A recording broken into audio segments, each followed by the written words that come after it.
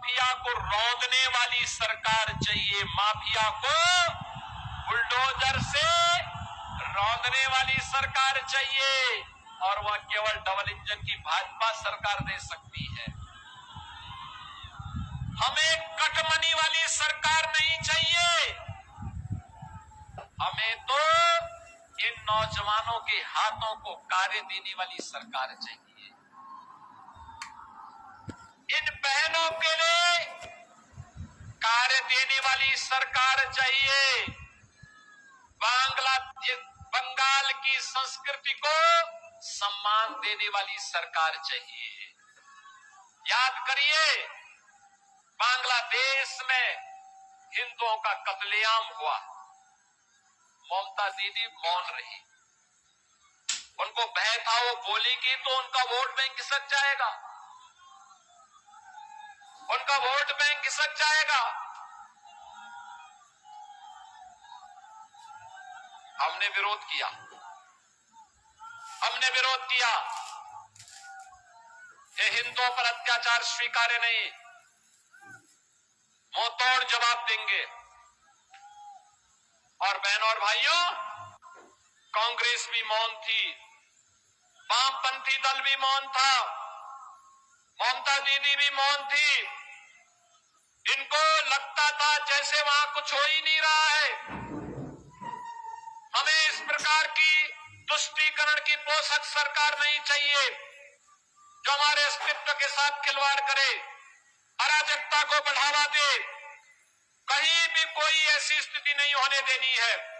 याद करिए, बंगाल की जो 570 किलोमीटर की लैंड जिसकी फेंसिंग होनी है, टीएमसी की सरकार फेंसिंग नहीं होने देना चाहती, क्योंकि वे घुसपैठी सिंडिकेट को बंगाल के अंदर घुसपैठ करवा करके यहाँ की डेमोक्रेसी को अपने वोट बैंक के लिए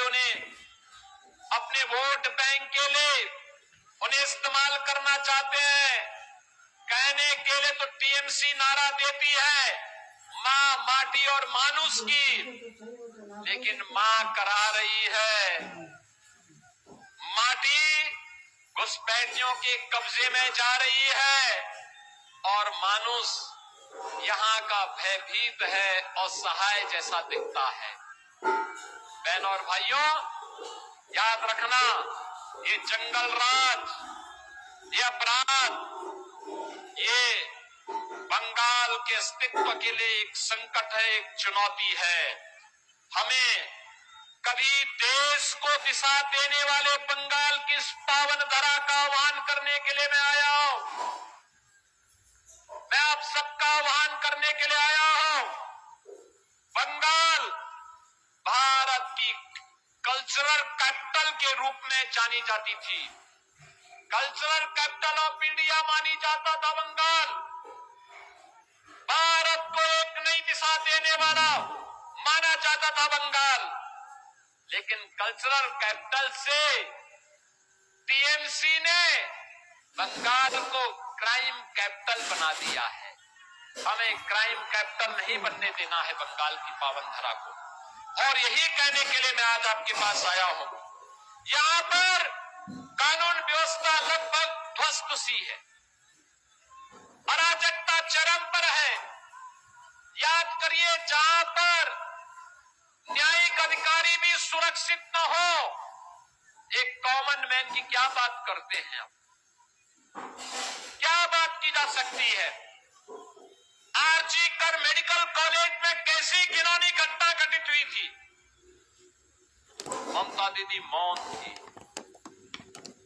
क्योंकि टीएमसी के गुंडे उसमें कहीं न कहीं से लिप्त पाए गए थे। और इसीलिए तो ये लोग अब सत्ता संचालन के अधिकारी नहीं हो सकते। इनके देशद्रोही मंसूबों को पूरी तरीके से समाप्त करने का इस समय आ गया है।